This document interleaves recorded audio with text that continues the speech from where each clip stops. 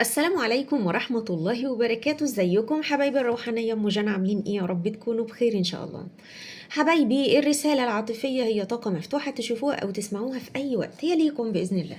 شروط الاستماع للقراءة او الرسالة العاطفية: اولا، القراءة شاملة جميع الابراج، شاملة جميع الطاقات، للرجل وللمرأة، سواء اتكلمت بصيغة الرجل او بصيغة المرأة، لازم تبقوا عارفين كده. تمام. طيب ايه تاني؟ بتاخذ من القراءة ما ينطبق عليك وتترك ما لا ينطبق عليك لغيرك. بمعنى، القراءة ممكن تكون جزء فيها ليك وممكن يكون كلها ليك. تمام. ممكن نصها بس، فممكن اولها ممكن اخرها. فطالما انت ضغطت على الفيديو بأمر الله في رسالة حابة توصلك من الحبيب ومن عقله اللاواعي. تعالوا كده حبايب قلبي نبتدي ونشوف ايه طاقتكم ولا طاقته هو، ولو في طرف تالت برضه هيبان معانا. نشوف طاقتك انت الاول، نبتدي ونشوف. طيب نشوف كده برضه البطاقه اللي نزلت دي، بس ناخد كده معاها بأمر الله بطاقتين كمان. طبعا اللي متابع ام جنى وعارف ان ام جنى بتحب تمشي بطاقتها الروحانيه، يعني احب انا اللي اسال واعرف كده بطاقتي الروحانيه باحساسي كده الروحاني. اولا كده حبايب قلبي، شايفه ليكم ان انتوا دخلتوا في صراعات نفسية ما بينكم وما بين نفسكم، وكأنكم كنتوا بتتحدوا نفسكم في العلاقة دي. يعني انتوا تعبتوا، خدتوا مشوار طويل في العلاقة دي، انتوا يمكن اتأذيتوا كمان، سواء نفسيا او اتأذيتوا من اشخاص حواليكم بسبب العلاقة دي. العلاقة دي تعبتكم وأذتكم، جابت لكم كده شوية صداع، شوية قرف، زهقتكم. فأنا شايفة هنا إن انتوا عافرتوا ياما وتعبتوا ياما، ويمكن انتوا اتكلمتوا مع الحبيب، على فكرة اتكلمتوا معاه، قلت له. يعني انا شايفة هنا على فكرة كانت كمان العلاقة في الاول حلوة، وانتوا نفسكم قاعدين تقولوا هنا طب واحنا ليه ما نرجعش يا ام جانا زي الاول، او انتوا حتى بتخاطبوا نفسكم قاعدين تقولوا هو احنا ليه ما نرجعش زي الاول مع بعض. خلي بالكم انا لسه ما شفتش طاقته هو، يعني تهدوا كده على نفسكم عشان ايه؟ نفهم كده ونعرف الامور ماشيه معاكم ازاي ومعاه. لان انا يعني حاسه كده ان في كلام في العلاقه في القراءه دي او في العلاقه دي برضو. يعني انا حاسه ان في كلام ممكن انه يتقال غريب، او حاجه غريبه، تحسوا كده ايه من الطاقات اللي وراها كلام، وراها اسرار، وراها حاجه كده حصلت ما بينكم. مش موضوع ان الشخص ده معجب بيك ولا انت معجب بيه ولا انت بتحبيه ولا هو بيحبك، لا. انا حاسه في حاجه، وحاسه ان في هنا حد ممشي العلاقه دي. زي ما اتفقنا ان القراءه ممكن تكون ليكي، ممكن تكون يعني جزء منها ليكي او لغيرك. فانا حاسه هنا بطاقتين. ايه هما الطاقتين دول؟ ان الحبيب بيحاول انه يمشيكي في اتجاه انت مش حباه، او في حد حاكم على العلاقه دي.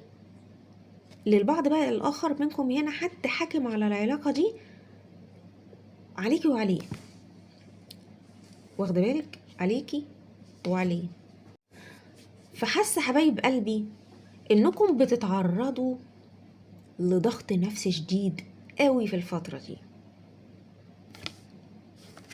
قراءة مبينة هنا حاجات غريبة. العلاقة دي كانت ما بينكم قوية جدا، كانت قوية قوي، ما كانتش علاقة سطحية او علاقة كده عابرة، لا. العلاقة دي كانت علاقة قوية، وانتوا يمكن اهو بتبحثوا عن نفسكم وعايزين تلاقوا نفسكم. انا شايفة كمان ان انتوا عايزين ترجعوا له، خلي بالكم. يعني انتوا لسه بتدوروا هنا على مشاعر، بس انتوا عارفين، انا مش هقول لكم مشاعركم بقت متبلدة بالنسبة للشخص ده، لا. بس انتوا شايفين ان العلاقة بقى فيها بطء، واخد بالك العلاقة بقى فيها بطء. بصي هنا في بطء في العلاقة، يعني عشان انت عندك مشاعر عالية قوي. لسه ما شفتوش، هو لسه ما شفتوش، بس هو واضح ان هو بيبادلك هنا برضو مشاعر، فاهمة؟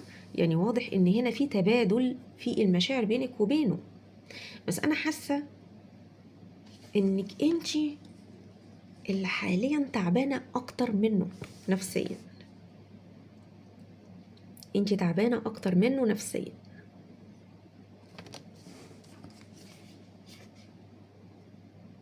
انت بتعاني، ده حالك، خلي بالك، ده حالك او ده حالك. انتوا بقى في بعد ما بينكم وما بين الحبيب قوي قوي، في مسافة. شايفة هنا انك انت حاولتي تتحملي، وانت حد صبور، وممكن تكوني كمان اخدتي هنا قرار. يعني شايفة انك انت اخدتي قرار على فكرة بالرحيل عندك، اهون من انك انت هنا، اهون من انك انت تعيشي مع شخص هو اللي بيتحكم في كل شيء او مش عاطيكي حريتك خالص، ممشي كلامه عليكي. وعلى فكرة هو ابتدى يظهر بقى، اتخنق، فاهمة؟ هو اتخنق، ابتدى يظهر. انا شايفة انك انتي حطيتيله قرارات صارمة وهو ما قبلش بيها، فاهمة؟ هو ما قبلش بده، هو رافض ده. طيب تعالي نشوف بقى هو عايز يقولك ايه. طاقته بقى هو عايز يقولك ايه كده. واحنا النهاردة خلي بالكم بنهكر عقله اللاواعي، ده تهكير عقله الباطن. تمام، نشوف مع بعض، نبتدي كده حبايب قلبي، نشوف مع بعض طاقته بأمر الله، أو هو عايز يقولك ايه. ركزي كده معايا وركزي على إحساسك بيه، إن شاء الله اسمه، فاهمة؟ إن شاء الله اسمه. نشوف كده اللي هو عايز يقوله. أنا نزلت معانا الطاقتين بس أعدل دول كده. طيب الشخص ده هو عايز يرجع أو عايز يتعدل في العلاقة، فاهمة؟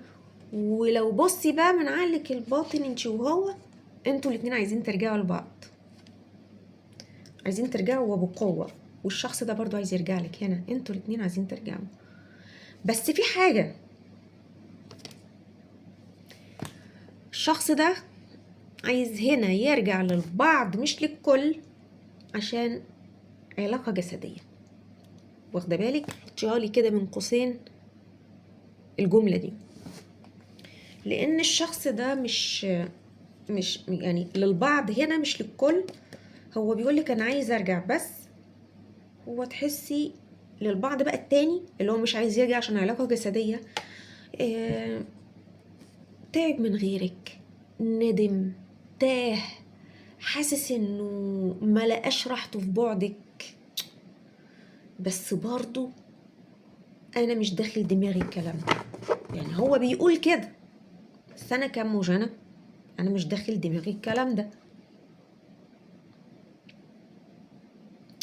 مش داخل دماغي. يعني بصي هو بيقول كده، هو عمال يقول كده على فكرة ده هو من كتر ما ردد الكلام ده مع نفسه او قالهولك هو صدقه، فهماني؟ هو صدق. ايوه يعني اظهر كده بقى على حقيقتك. بصي الشخص ده هو اولا كده انت مش اول تجربة في حياته، انت مش اول تجربة. وانا شايفة هنا شخص قدامي اكل قبل كده، يعني ممكن علاقة او اتنين من الاخر كده علموا عليه، تعبوه نفسيا. فالشخص ده هو دلوقتي، بصي بقى دلوقتي هو اللي عايز يعلمك الادب، الدرس، بس هو اللي بيقولك لا انا مش هتنازل، لا. فانت المفروض تقولي له ايه؟ ان شاء الله مع انك اتنازلت، فاهمه؟ المفروض. لكن انت ليكي راي تاني، انت حره او انت حر. بس انا شايفه هنا حد بيقولك ايه؟ انا مصمم، وانا اللي بفهم كل حاجه، انا اللي بعمل كل حاجه، انت مش هتفهمي زي، وانت مش هتعرفي زي. لا، على فكره رجل او ست هي بتقولك كده، او هو بيقولك كده، فاهمه؟ انت مش هتعرفي زي، على فكره انا اللي فاهم او انا اللي فاهمه كل حاجه، ده انا خبرتي في الحياه كبيره، فاهمه؟ وبعدين هو بيقولك ايه؟ بيقولك وبعدين انا بحبك، إيه ليه بتعملي كده؟ ليه؟ ده انا اديتك حب كبير قوي، واديتك من الاحتواء والعطاء والحب والحنيه حاجات كتيره قوي، تقوم انتي ما تسمعيش كلامي ليه؟ واخده بالك؟ فهو يعني ماشي هنا على ماشي معاكي على هذا المبدأ. يعني ازاي انتي تكسري لي كلمه بقى؟ المفروض انتي تبقي تسمعي كلامي، ده انا على استعداد اعمل عشانك اي حاجه، انا على استعداد اكون معاكي في اي شيء، ومبين لك ان هو حد عاشق ولهان. بس خلي بالك الشخص ده له كده طاقه مش حلوه، يعني اعتبريها بقى طاقه، ان هو طاقه جسديه، بس هو تحسي انه لا، يعني هو برضو مش مريح، او بمعنى اصح هو اللي كان عايز منك شيء وانت رفضتي، او انت رفضت، او كانت مثلا بتماطل معاك، او انتي بتماطل، او هو بيماطل معاكي مثلا، ايا كان رجل او امرأة. بس انا حاسة، نشوف ده، هو بيقولك انا بحبك، انا بحبك، بس انا حاسة، بصي بقى من عقله اللاواعي، انه بيحبك بس بياخدك على قد عقلك في حاجات معينة، او بياخدك على قد عقلك في لهدف معين، بياخدك على قد عقلك في هدف معين.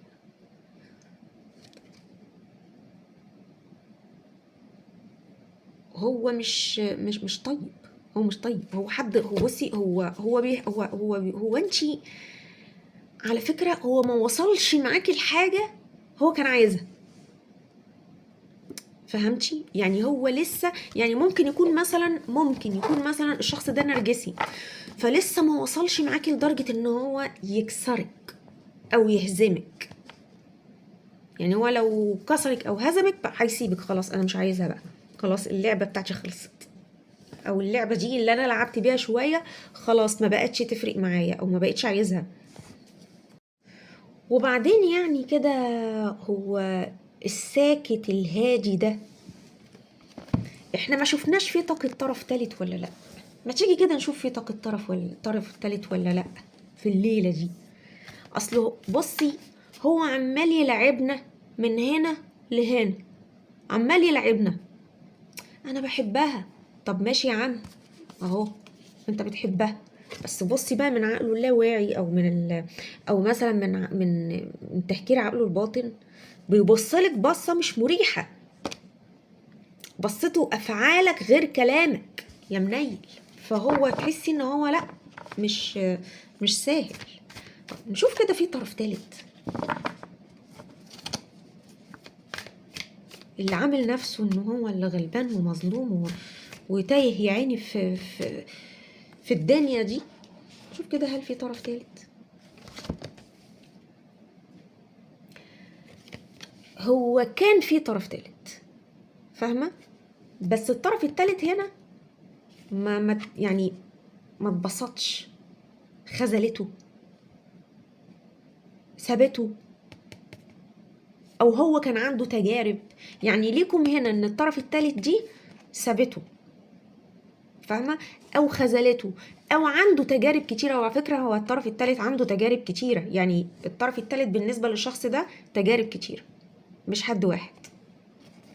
تمام؟ طيب تعالوا برضو نتاكد، عشان ما اعرفش ليه انا حاسه انه مخبيها كده. اصل هو طالع هنا قال لك انا زعلان، اصلا انا متضايق، انا متضايق، الطرف التالت مزعلاني ومضايقاني. طب ماشي، وماله، بس نعرف برضو هي لسه موجودة ولا لا.